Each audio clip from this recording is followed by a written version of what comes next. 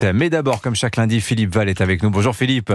Bonjour Dimitri, bonjour à tous. Vous voulez revenir ce matin, Philippe, sur la démission du commissaire européen Thierry Breton. Oui, mais d'abord, je ne cesserai jamais de m'étonner de l'importance que l'on donne aux tweets de personnalités politiques vulgaires et inconsistances. Et cette semaine, on a été servi. On ne connaissait pas encore tous les noms des ministres du nouveau gouvernement, que déjà on hurlait à la démission, à la motion de censure, au procès en illégitimité. En juin dernier, quand les bureaux de vote ont fermé, il a suffi que Mélenchon ait été le premier à décréter que la gauche avait gagné pour que le mensonge prenne un vernis de vérité. Pourtant, sur le continent qui a vu naître Euclide, Pythagore et Descartes, moins de 30% des sièges ne font pas une majorité. Et c'est dans l'interminable chaos qu'a provoqué cette fake news, et donc dans l'indifférence générale, que nous avons appris la démission de Thierry Breton. Or, cet événement engage bien davantage notre avenir que l'opinion de Manuel Bompard sur Michel Barnier. Alors, en quoi la démission de Thierry Breton, Philippe, est un événement politique majeur ? Qu'Ursula von der Leyen ait poussé Thierry Breton vers la sortie au point de le contraindre à la démission est une mauvaise nouvelle pour l'Europe et accessoirement pour l'influence de notre pays dans le monde.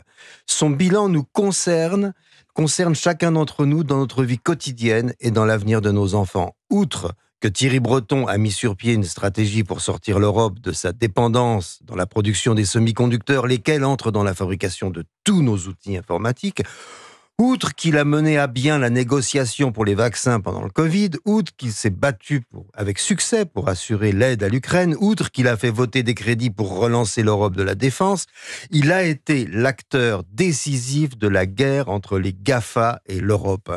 C'est peut-être d'ailleurs ce qui lui a valu l'estocade finale d'Ursula von der Leyen, soucieuse de ses bonnes relations avec l'Amérique d'Elon Musk. Alors, Thierry Breton a été en effet l'artisan du Digital Services Act et du Digital Market Act. Oui, et c'est une première mondiale. Ces accords obligent, entre autres, les géants du numérique à lutter contre les contenus illégaux, la désinformation et interdit le ciblage publicitaire des mineurs à partir des données sensibles, sous peine d'amende ruineuse, voire de démantèlement. Tout cela est plus compliqué à comprendre que les couinements de nos députés insoumis, mais beaucoup plus lourd de conséquences positives. Elon Musk, figure de proue du monde numérique, venait de recevoir un avertissement de Thierry Breton lui intimant de modérer les contenus de son réseau X, ex-Twitter, et de respecter les règles européennes. Or, ce que est Elon Musk, ce sont les règles. Brexit, élections faussées, fausses nouvelles, complotisme, haine en ligne, propagande russe, diffusion d'idées antisémites, harcèlement en tout genre, tout est bon dans le cochon du moment que ça fait entrer les recettes publicitaires et que ça fragilise l'État, but ultime de l'idéologie libertarienne d'Elon Musk. Important, Elon Musk, après avoir soutenu Barack Obama, soutient désormais Donald Trump. Oui, et pourtant, il y a gros à parier qu'il le méprise. Mais il voit précisément en Trump l'exemple même de ce qui, le plus sûrement, détruit l'État. Le discrédit que Trump fait peser sur l'Amérique et ses valeurs, c'est précisément ce dont a besoin Musk pour arriver dans son monde rêvé. Trump, pour lui, ce n'est pas un être humain. C'est un outil comme ces grosses boules d'acier au bout d'un câble que les grues balancent dans les immeubles vétustes pour les détruire. À l'exemple des cartels de la drogue, les GAFA défient la puissance des États.